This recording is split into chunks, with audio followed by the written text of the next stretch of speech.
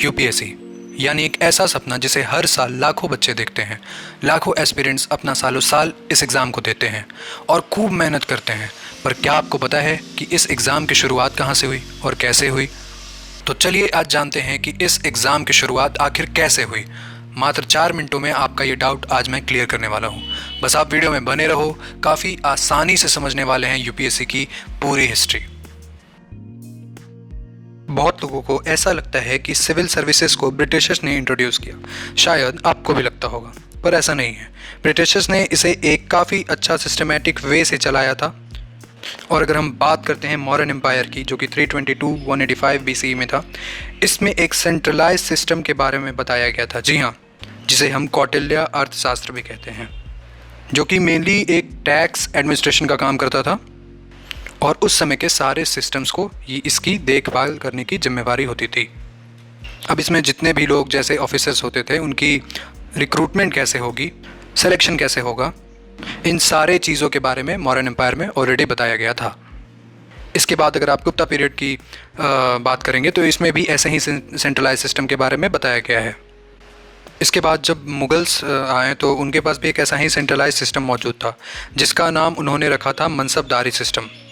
यानी कि जब हम यूपीएससी की बात करते हैं तो एक बात तो क्लियर हो जाता है कि जो सेंट्रलाइज सिस्टम के बारे में हम आज पढ़ाई करते हैं और जानते हैं कि जिसे ब्रिटिशर्स ने लाया था, पर ऐसा नहीं है।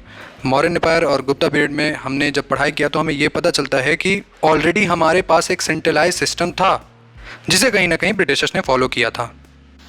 बीच बीच में मैं आपको कुछ नोटेबल पॉइंट्स दूंगा जिसको आपको नोट करना है एक रिमाइंडर के तरीके से। अब जब ईस्ट इंडिया कंपनी आया, यानी ईस्ट इंडिया कंपनी जब इंडिया में आया, तो जितने भी कमर्शियल सर्विसेज थी उन्हें मिलिट्री सर्विसेज से अलग रखने के लिए, जैसे अब कमर्शियल सर्विसेज एक अलग चीज़ है और मिलिट्री सर्विसेज अलग चीज़ है, तो उसे एक सिविल सर्विस के तौर में लाया गया। यानी सिविल सर्विस जो है वो अब कमर्शियल सर्विसेज जितनी भी होंगी उन पर ध्यान रखेंगे। अब 1786 में गवर्नर जनरल थे लॉर्ड कॉर्नवालिस। तो लॉर्ड कॉर्नवालिस जी ने ही सिविल सर्विसेज को लाया, जिसके लिए हम इन्हें फादर ऑफ सिविल सर्विस भी कहते हैं, क्योंकि इन्होंने सिविल सर्विस को एक बहुत ही अच्छा सिस्टमेटिक वे दिया था इंडिया में, और उस एक बहुत ही अच्छे सिस्टमेटिक वे में भी चलाया था। अब यहाँ पे आप देखिए, जैसे सिविल सर्विसेज को 2 पार्ट में बांटा गया था, यानी तब के टाइम में 2 पार्ट में सिविल सर्विस को बांट दिया गया था। पहला होता है कन्वेंटेड सिविल सर्विसेज एंड दूसरा है अनकन्वेंटेड सिविल सर्विसेज। जो कन्वेंटेड है वो हायर पोस्ट होता था और इसमें जो मेजॉरिटी कैंडिडेट होते थे वो यूरोपियन के ही होते थे। जो अनकन्वेंटेड सिविल सर्विसेज है वो लोअर पोस्ट में आता था और उसमें मोस्टली हमारे इंडियंस होते थे। अब ये दोनों सर्विसेज के नेचर ऑफ वर्क स्केल, पे स्केल, सारा चीज़ अलग होता था। ऑब्वियसली अलग होगा, अगर एक हायर पोस्ट की सैलरी और एक लोअर पोस्ट की सैलरी और काम करने का तरीका बिल्कुल आज भी अलग है और पहले भी अलग था। हैं अपॉइंटमेंट ऑफ सिविल सर्वेंट, यानी सिविल सर्वेंट की अपॉइंटमेंट आखिर उस ज़माने में, उस समय में कैसे होती थी। तो ईस्ट इंडिया कंपनी के लिए जो भी सिविल सर्वेंट अपॉइंट होते थे वो कोई एग्ज़ाम दे के नहीं आते थे, बल्कि कंपनी के जो डायरेक्टर होते थे वो डायरेक्ट उन्हें नॉमिनेट करते थे। और इस सिस्टम को हम पैट्रोनेज सिस्टम भी कहते हैं। पैट्रोनेज सिस्टम का मतलब वो हुआ जो कि डायरेक्ट नॉमिनेशन से आता है। जैसे अगर किसी बड़े अथॉरिटी यानी कंपनी के डायरेक्टर अगर आपको डायरेक्ट नॉमिनेट कर रहे हैं तो उसे उस समय पैट्रोनेज सिस्टम का हम कह सकते थे। के बाद जो ट्रेनिंग होती थी सिविल सर्वेंट्स की वो लंदन में होती थी। ये लंदन के लंदन हेलीबरी कॉलेज में होती थी। अब आज के बच्चे तो खुश हो जाएंगे कि मतलब हमें ट्रेनिंग के लिए लंदन जाने के लिए मिलेगा, लेकिन उस वक्त के हिसाब से ये काफ़ी मुश्किल था। अब 1853 में लॉर्ड मैकॉले ने ब्रिटिश पार्लियामेंट में एक रिपोर्ट प्रेजेंट की। अब इस रिपोर्ट में उन्होंने बोला कि जो एग्ज़ाम है वो मेरिट बेस्ड होना चाहिए मॉडर्न सिविल सर्विसेज के तहत। इसके बाद चार्टर एक्ट ऑफ 1853 पास किया गया, जिसमें कि जो पहले से चला आ रहा था पैट्रोनेज सिस्टम को हटा दिया गया और मेरिट बेस्ड सिस्टम को लाया गया। तो 1854 में लंदन में सिविल सर्विसेज कमीशन को इंट्रोड्यूस किया गया और 1855 से कॉम्पिटिटिव एग्ज़ाम की शुरुआत हो गई। अब ये जो एग्ज़ाम था वो लंदन में ही कंडक्ट करवाया जाता था, इंडिया में होता नहीं था। और इसकी जो मिनिमम एज थी वो थी 18 और जो मैक्सिमम एज थी वो थी 23। और इसमें जो ज़्यादा क्वेश्चंस आते थे वो यूरोपियन क्लासिक से आते थे, जिसके बारे में इंडियंस को ज़्यादा पता नहीं था। तो एग्ज़ाम क्लियर करना मुश्किल नहीं, नामुमकिन सा हो जाता था। इसमें यूरोपियन कैंडिडेट को एक बहुत बड़ा एडवांटेज मिल जाता था। क्योंकि इंडियंस तो उस क्वेश्चंस के बारे में जान नहीं रहे हैं और उन्हें इस बात की फ़ायदा मिलती थी। के बावजूद, इतनी मुश्किलें देखने के बावजूद भी रविन्द्रनाथ टैगोर के बड़े भाई यानी श्री सत्येंद्रनाथ टैगोर जी ने 1864 में सिविल सर्विस की एग्ज़ाम क्लियर की और वो बनते हैं first Indian to clear civil service exam. जी हाँ, तो अगर आपसे पूछा जाए कि अगर आपसे पूछा जाए who was the first Indian to clear civil service exam, तो इसका आंसर होगा सत्येंद्रनाथ टैगोर, जिन्होंने 1864 में एग्ज़ाम को क्लियर किया था। अब 50 सालों तक इंडियंस ने बहुत सारे पिटिशंस फाइल की कि इस एग्ज़ाम को इंडिया में होना चाहिए, ताकि इंडियंस को बार बार एग्ज़ाम देने के लिए लंदन ना जाना पड़े। पर इसका कोई फ़ायदा नहीं हुआ, क्योंकि ब्रिटिशर्स चाहते थे कि ज़्यादा जो कैंडिडेट्स हों वो उनके ही हों। Revolt of 1857, first war of independence. इस रिवॉल्ट के बाद कंपनी का रूल ख़त्म हो जाता है और सारी पावर ब्रिटिश क्राउन के पास चली जाती है, जिसके बाद इन सर्विसेज के नेचर में चेंजेस आने लगते हैं।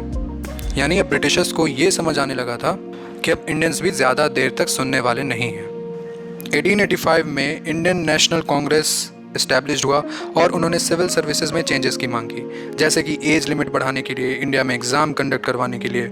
उन्होंने अपनी बात ब्रिटिशर्स के पास रखी। इन डिमांड्स को सुनने के लिए 1886 में एक कमेटी बनाया गया जिसका नाम था एथिसन कमेटी 1886।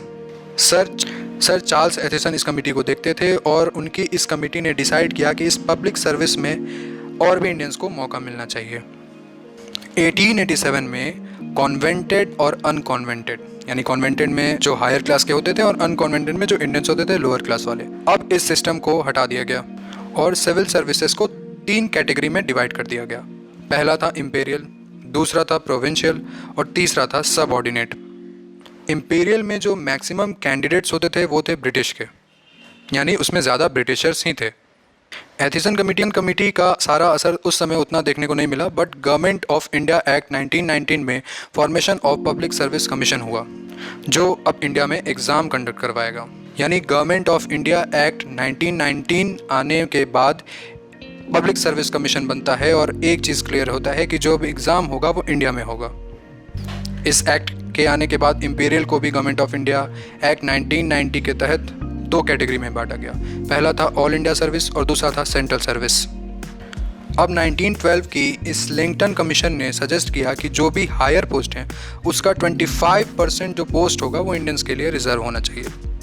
और इसके साथ ही उन्होंने एक बात और बोली कि जो भी रिक्रूटमेंट होगी वो अब आधा इंग्लैंड और आधा इंडिया में होगी। तो इसके बाद से 1922 से लंदन और इंडिया दोनों जगह ही इंडियन सिविल सर्विस का एग्ज़ाम होने लगा। लंदन में exam civil service commission conduct करवा रहा था और वहीं इंडिया में फेडरल पब्लिक सर्विस कमीशन द्वारा करवाया जा रहा था। इसके बाद 1924 में लीग कमीशन इस्टेब्लिश हुआ और कमेटी ने कहा कि जल्द ही एक पब्लिक कमीशन इस्टेब्लिश होनी चाहिए, और इसी के चलते 1 अक्टूबर 1926 को, यानी 1 अक्टूबर 1926 को पब्लिक सर्विस कमीशन इस्टेब्लिश की गई, जिसके चेयरमैन थे सर रॉस बार्कर। इसके बाद आप देख इंडिया एक्ट 1935 आया, जिसमें फेडरल पब्लिक सर्विस कमीशन को बनाया गया, जिसका नाम after independence union public service commission कर दिया गया। यानी 1950 से हम इसे UPSC union public service commission के नाम से जानने लगे। आशा करता हूँ कि आपको ये वीडियो अच्छी लगी हो। और देखो यार, मैं बहुत अच्छे तरीके से नहीं समझा पाया हूँ, अगर आपको, तो आप वो भी कमेंट कर सकते हो कि मेरी दिक्कत किस चीज़ में हुई। और अगर आपको थोड़ा भी अच्छा लगा हो, 1% भी अच्छा लगा हो, तो एक लाइक और एक कमेंट कम से कम कर दो, कि ताकि मुझे भी समझ में आए कि मैं किस चीज़ में पीछे जा रहा हूँ और किस चीज़ में नहीं। Thank you.